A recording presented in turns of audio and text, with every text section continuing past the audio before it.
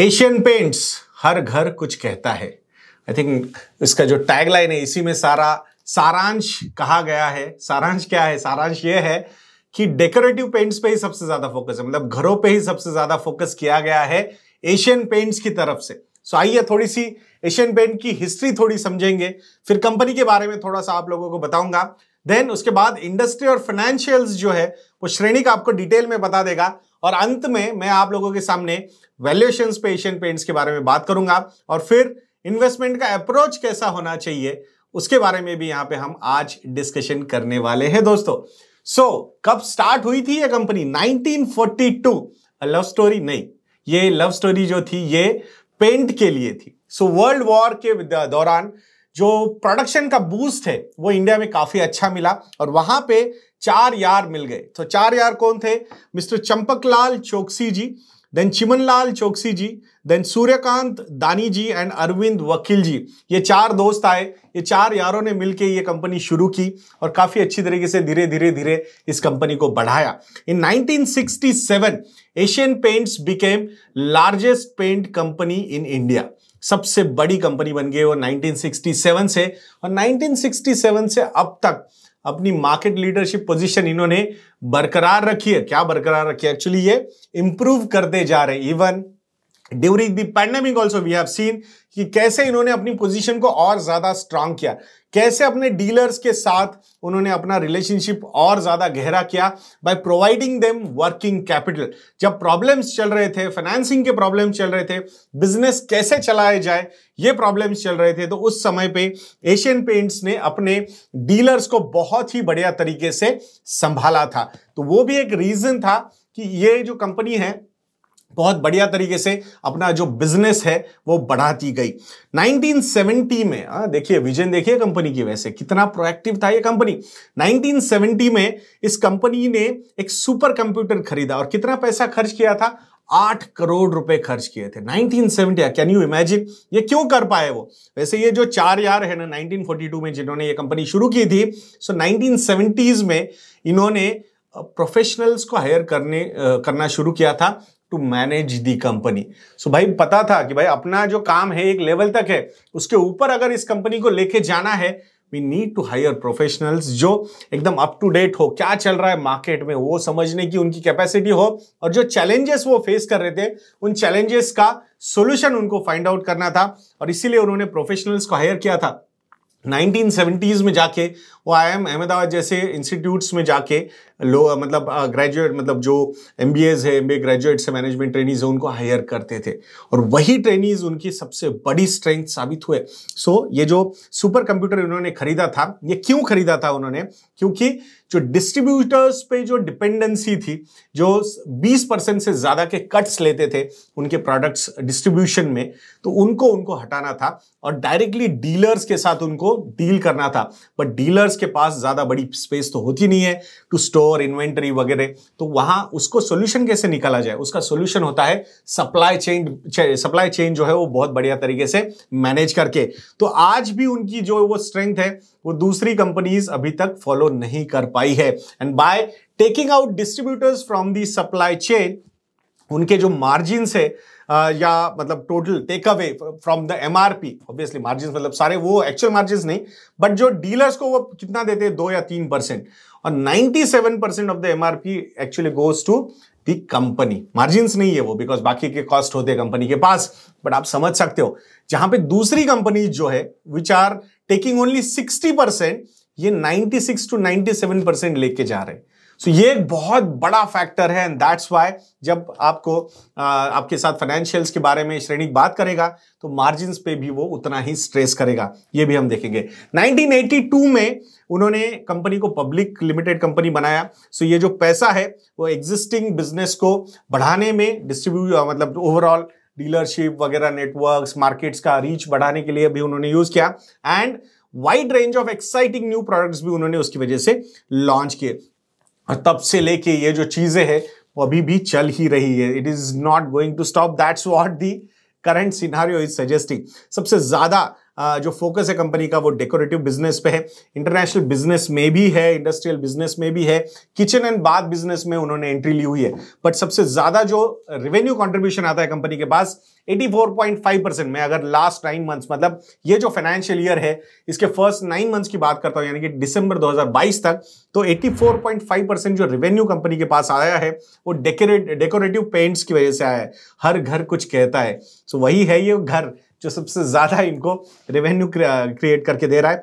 International operations जो है company की वो 9.5% यहां कंट्रीब्यूट कर रहे हैं टू द रेवेन्यू।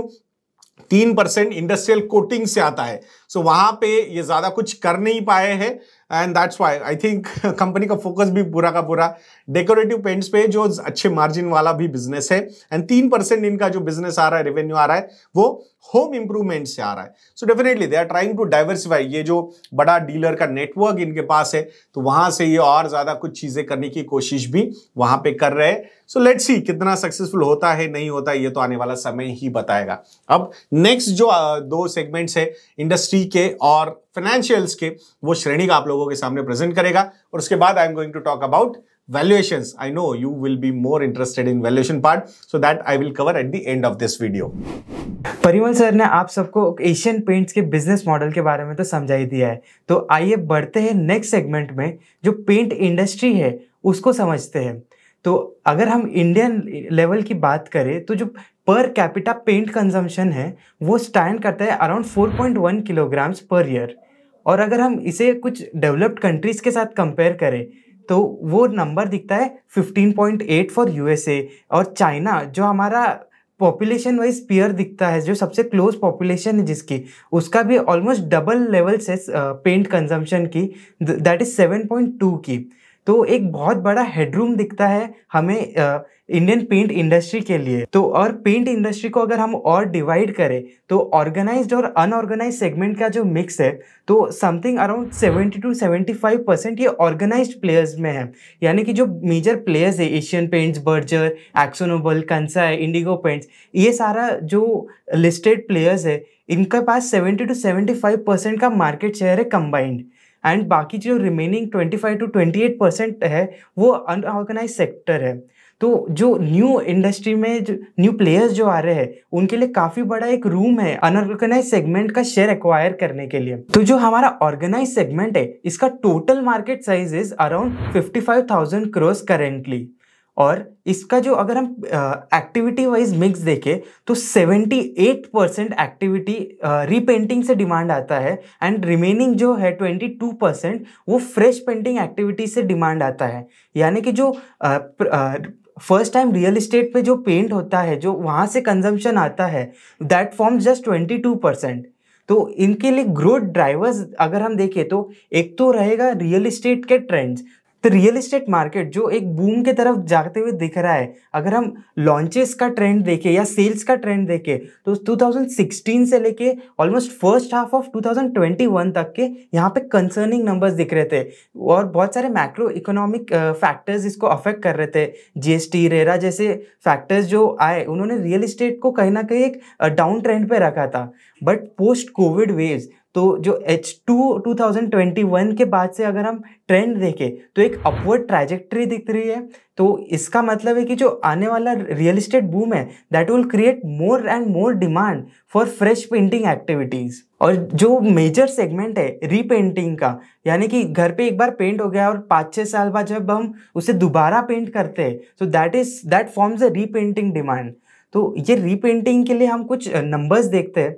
तो सबसे पहले जो इंडिया का एवरेज जो per capita private final consumption expenditure है तो उसकी अगर हम ग्रोथ देखें तो लास्ट 10 ईयर्स में ये फिगर ऑलमोस्ट 10% के कैगार से ग्रो हुआ है। यानी कि जो इंडियन हाउस होल्ड्स का जो एक्सपेंसेस है वो बढ़ते जा रहा है, एंड उसमें भी अगर हम नीड्स वर्सेस डिस्क्रिशनरी स्पेंड देखते हैं तो जो डिस्क्रिशनरी स्पेंडिंग है उसका भी शेयर बढ़ रहा है। यानी कि ओवरऑल डिस्क्रिशनरी स्पेंडिंग काफ़ी अच्छे से बढ़ रही है, and this is a very positive sign for the repainting demand that will be created. और एक और एस्पेक्ट हमें समझना है कि अराउंड 15 ईयर्स पहले जो रीपेंटिंग की जो साइकिल होती थी that was something around 7-8 years, but this has been reduced now because of the increase disposable income, और अभी करंटली ये समथिंग अराउंड 5 to 6 ईयर्स का रीपेंटिंग साइकिल देखने को मिलता है अराउंड इंडिया। तो अगर हम ऑर्गेनाइज सेगमेंट की बात कर रहे हैं तो एशियन पेंट्स का मार्केट शेयर का ट्रेंड आप लोग देख सकते हो। FY12 में 54% का मार्केट शेयर था ऑर्गेनाइज सेगमेंट में एशियन पेंट्स का, और वो करंटली इंक्रीज होके FY22 में 59.8% का मार्केट शेयर हो चुका है कंपनी का। सो ये कंपनी का जो ग्रोथ ट्रेंड है वो ऑर्गेनाइज सेगमेंट से भी ज़्यादा है, इसीलिए वो मार्केट शेयर गेन करते जा रही है। अगर हम ग्लोबल लेवल पे देखें तो एशियन पेंट्स वर्ल्ड की टॉप 10 कंपनीज में फॉर्म करती है, एंड ग्लोबल लेवल पे इसका मार्केट शेयर इज अराउंड 2%। तो एक और चीज समझते हैं इस इंडस्ट्री के बारे में, जो है रॉ मटेरियल्स के बारे में। तो जो रॉ मटेरियल्स का majority part is are crude oil and its derivatives. तो titanium dioxides, solvents, pigments, additives, ये सारी जो चीज़ें वो कहीं ना कहीं क्रूड के फॉर्म में बनती है। तो इसलिए क्रूड के प्राइसेस के वजह से इस इंडस्ट्री के मार्जिन्स बहुत ज़्यादा फ्लक्चुएट हो सकती है। एंड वैसा ही हमने देखा कुछ रिसेंट टाइम में, जब FY22 में स्पेशली जब सारे क्रूड प्राइसेस एंड बाकी जो भी रॉ मटेरियल के प्राइसेस है वो स्काई रॉकेट हो चुके थे, मतलब मोर देन 2 to 3x का हमने ग्रोथ देखा इन रॉ मटेरियल प्राइसेस में। एंड इसकी वजह से ये कंपनी के जो सारी पेंट कंपनी के मार्जिन्स डिक्लाइन होते हुए दिखे थे।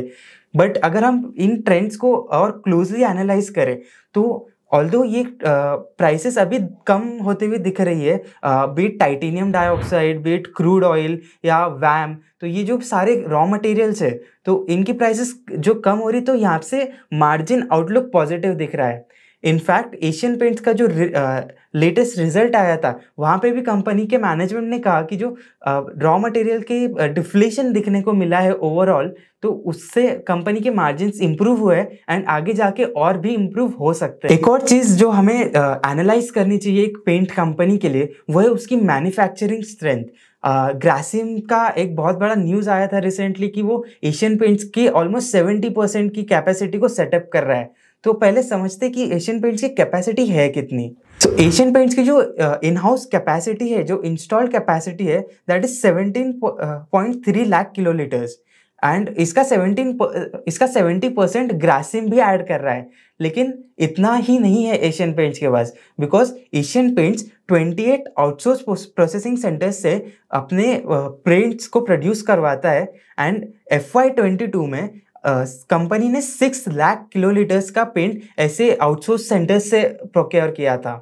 एंड इतना ही नहीं, कंपनी कुछ एक्सपांशन प्लान्स भी प्लान आउट कर चुकी है, जिसमें सबसे पहले जो एक ब्राउन फील्ड एक्सपांशन है, वहाँ पे कंपनी का इन हाउस जो कैपेसिटी है वो 22.7 लाख तक के जा सकता है, ऐसा कंपनी ने बताया है। And they are also in the process of making a new greenfield expansion, यानी कि एक नया खुद से प्लांट सेटअप कर रहे हैं जिसकी capacity is estimated to be around 4 lakh kilolitres per annum. तो इन दोनों का अगर हम ऐड करते हैं तो it is coming something around 27 lakh kilolitres per annum, जो कैपेसिटी हमें नेक्स्ट 2 to 3 ईयर्स में देखने को मिल सकती है एशियन पेंट्स की। एंड इतना ही नहीं, Asian Paints is the first paint company to do backward integration in India. ये कंपनी अपने कुछ रॉ मटेरियल्स को अभी इंडिया में ही प्रोड्यूस करेगी, स्पेसिफिकली वैम एंड VAE। तो ये दोनों रॉ मटेरियल्स का प्रोडक्शन इंडिया में आज तक नहीं होता था, एंड इसका इंपोर्ट डिपेंडेंस बहुत ज़्यादा था। एंड इस इंपोर्ट डिपेंडेंस को ही कम करने के लिए कंपनी ऑलमोस्ट 2500 करोड़ का कैपेक्स करने वाली है। सो ये बात रही एशियन पेंट्स की इंडस्ट्री की और उसकी मैन्युफैक्चरिंग कैपेसिटीज़ की। सो अब बात करते हैं एशियन पेंट के डीलर नेटवर्क की, और इनका पीयर कंपेरिजन करते हैं कि जो इंडस्ट्री के प्लेयर्स है उनके डीलर्स की स्ट्रेंथ कैसी है as compare to Asian Paints. तो एशियन पेंट्स के पास FY15 में अराउंड 35,000 डीलर्स थे, एंड वो फिगर अभी बढ़ के मोर देन 70,000 क्रॉस हो चुका है, मतलब ये फिगर डबल हो चुका है। एंड अगर हम करेंटली बाकी पेंट कंपनीज के डीलर नेटवर्क देखते हैं तो वो अभी तक के 35,000 के मार्क को रीच नहीं कर पाए।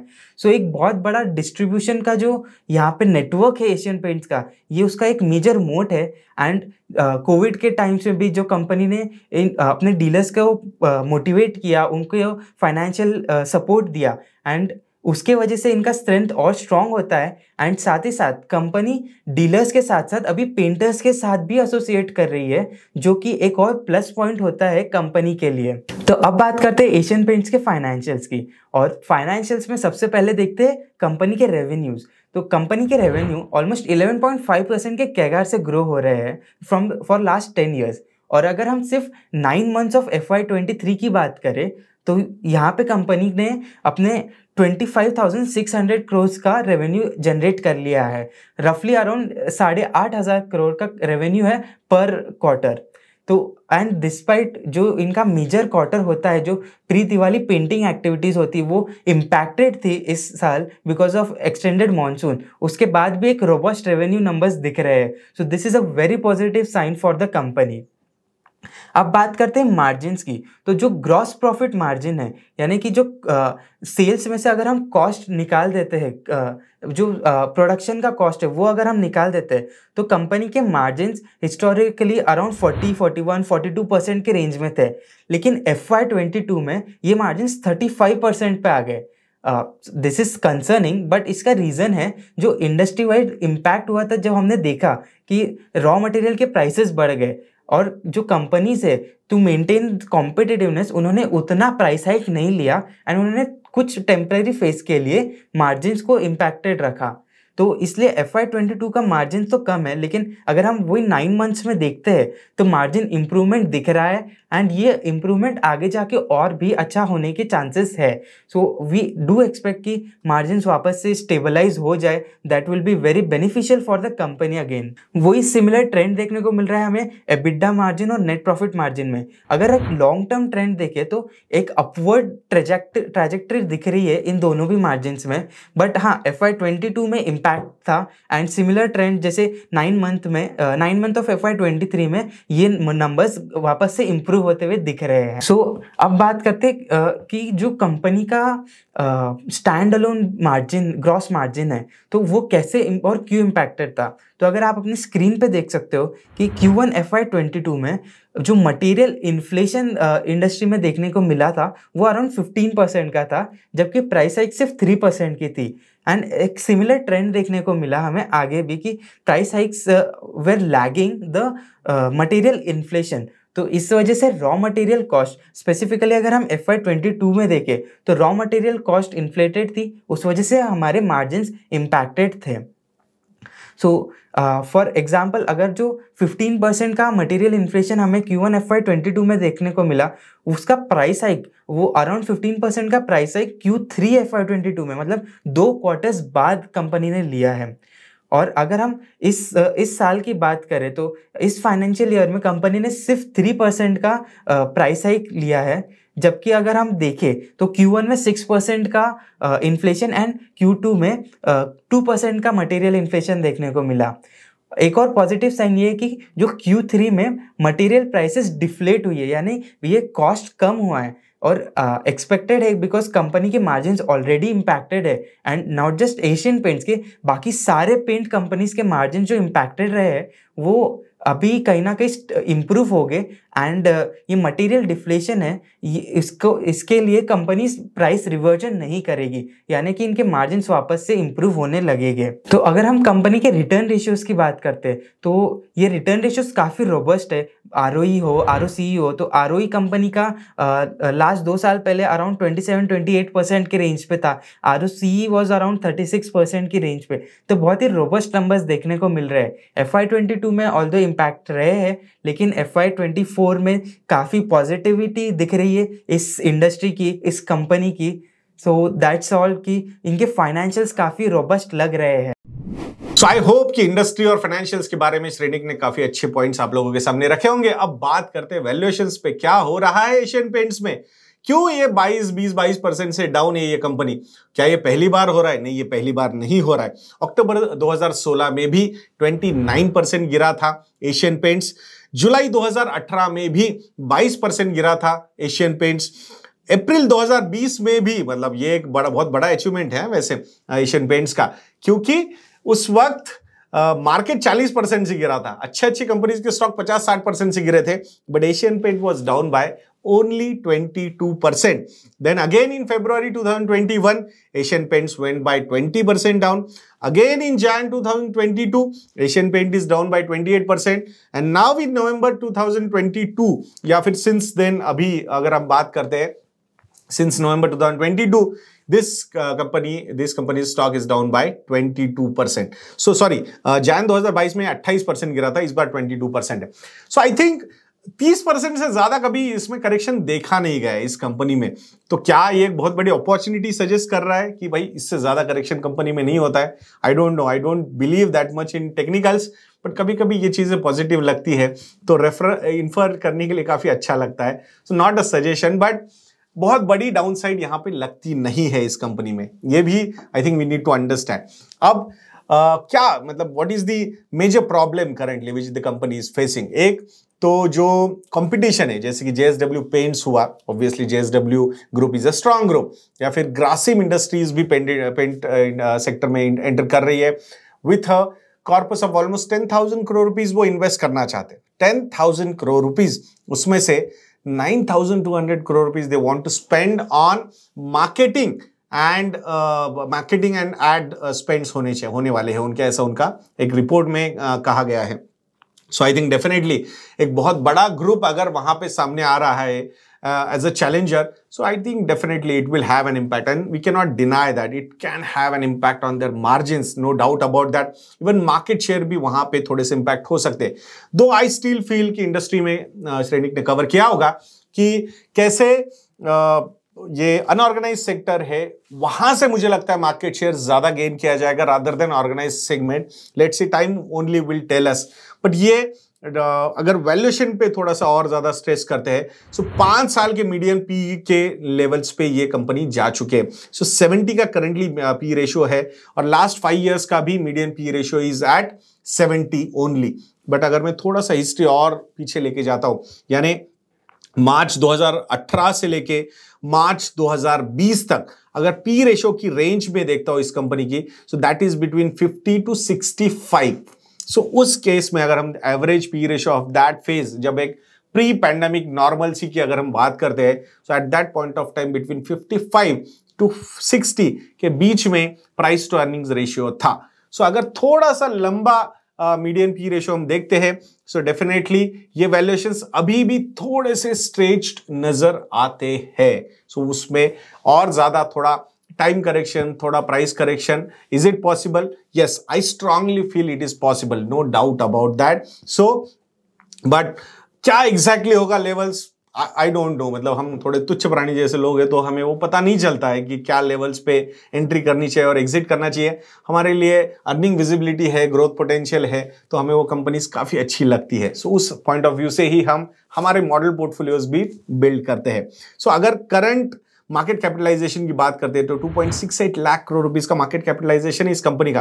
Compare to that Berger Paints, Kansai Nerolac, Akzo Nobel, Indigo Paints, ये जो लिस्टेड कंपनीज है, आई थिंक कहीं दूर दूर तक कहीं पे ये नजर नहीं आती मार्केट कैपिटलाइजेशन के हिसाब से। तो कितनी स्ट्रांग पोजीशन है इसकी एशियन पेंट्स की, ये भी हमें समझ में आ जाएगा। 5 year median P ratio is 73.76। Market cap to sales का रेशियो अगर हम देखते हैं तो 7.97 टाइम्स का है इस कंपनी का।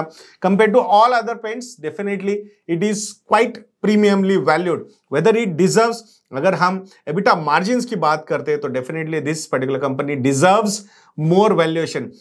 एशियन पेंट्स का जो है एबिटा मार्जिन है that is at 19%। Compare to that Berger paint is at 15%, Kansai Nerolac is at 10%, because this is industry player है। इंडस्ट्री को पेंट्स में हो, इंडस्ट्रियल पेंट्स में वो ज्यादा है। Akzo Nobel is at 14%, Indigo paints is at 17%, but it's a very small company compare to Indigo paints की मैं बात कर रहा हूं एशियन पेंट्स के कंपैरिजन में। सो ऑब्वियसली अगर एबिटा मार्जिन्स अच्छे होंगे तो पैट मार्जिन भी स्ट्रांग है, 11% के स्ट्रांग पैट मार्जिन के साथ यहाँ पे एशियन पेंट्स काम कर रहा है। सो अगर नए प्लेयर्स आते भी है, सो वहां पे अगर प्राइस वॉर लेना है तो सबसे स्ट्रांग पोजीशन में अगर कोई कैंडिडेट है तो वो मुझे लगता है एशियन पेंट्स है। They have the biggest advantage of their dealer network, no doubt about that. Plus जो ब्रांड रिकॉल है या जो सबसे ज्यादा है अगर एशियन पेंट्स का, बहुत सारे डीलर्स बोलते हैं कि we want to sell other paints but we can't, because जो कस्टमर होता है, जो आता है जो पेंट मांगने के लिए, तो वो बोलता है एशियन पेंट्स ही चाहिए। So I think this is a big achievement for Asian paints, and जो एक ब्रांड उन्होंने क्रिएट किया है, so I think it is paying off big time to the company, no doubt about that. But Asian paints में कुछ risk है क्या? Definitely risk भी है। रिस्क क्या है? एक तो इंडस्ट्रियल पेंट्स में इनका एलोकेशन ही नहीं है, वैसे फोकस नहीं है इनका, बट एक बहुत बड़ा मार्केट है, we can not ignore this particular market. एक बहुत बड़ा मार्केट है जिसको ये कंप्लीटली मतलब आई थिंक क्रैक नहीं कर पाए हैं। So this is a risk की complete dependency on decorative paints यहाँ पे ये है। डाइवर्सिफिकेशन ज्यादा है but still I think there is an opportunity which they are not able to take. International presence की अगर हम बात करेंगे तो अपार्ट फ्रॉम इंडिया ज्यादा सिग्निफिकेंट प्रेजेंस कहीं पे भी नहीं है इनका, तो that is an opportunity actually, but diversification के पॉइंट ऑफ व्यू से रिस्क नहीं। मतलब अगर इकोनॉमी में, अपनी इकोनॉमी में बहुत बड़ा कुछ प्रॉब्लम होता है तो definitely this company is going to struggle a lot. They are not able to diversify that much till now in the international market.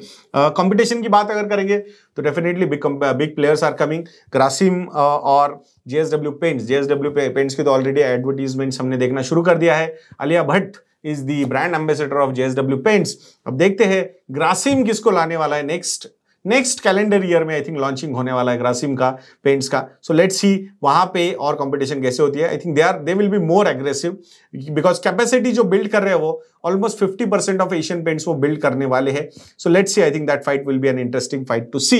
And crude dependence भी डेफिनेटली इस इंडस्ट्री का बहुत ज्यादा है।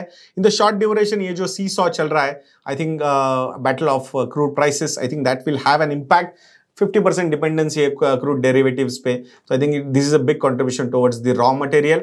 Over the longer horizon, with less dependency on oil, which is going to be there because of clean energy focus of the world, या global warming भी हम बात कर सकते हैं। So I think from that point of view, I think this is long term point of view से margins अच्छे improve हो सकते हैं इस industry के, and that's why these big players are coming in this particular market. So कैसा लगा आज का ये एपिसोड या फिर ये वीडियो, ये आप कमेंट सेक्शन में लिखना मत भूलिएगा दोस्तों। एंड अगर आपको कुछ हेल्प चाहिए इन investment management, wealth management, financial planning, investment advisory, तो आप हमारे रिलेशनशिप सेल से कांटेक्ट कर सकते हो। If you want to subscribe our model portfolios research products, तो उसका भी सब्सक्रिप्शन हमारी वेबसाइट investednya.in पे अवेलेबल है। यज्ञ YADNY ये प्रोमो कोड यूज कीजिए and get 30% discount on our model portfolio. आशा करता हूं कि आप investednya.in को जरूर विजिट करोगे और ऐसे वीडियोस के लिए चैनल पे बने रहिए। नेक्स्ट वीडियो होगा एवेन्यू सुपरमार्ट्स का, वो भी देखिएगा और तब तक के लिए मुझे आज्ञा दीजिए दोस्तों। जय हिंद।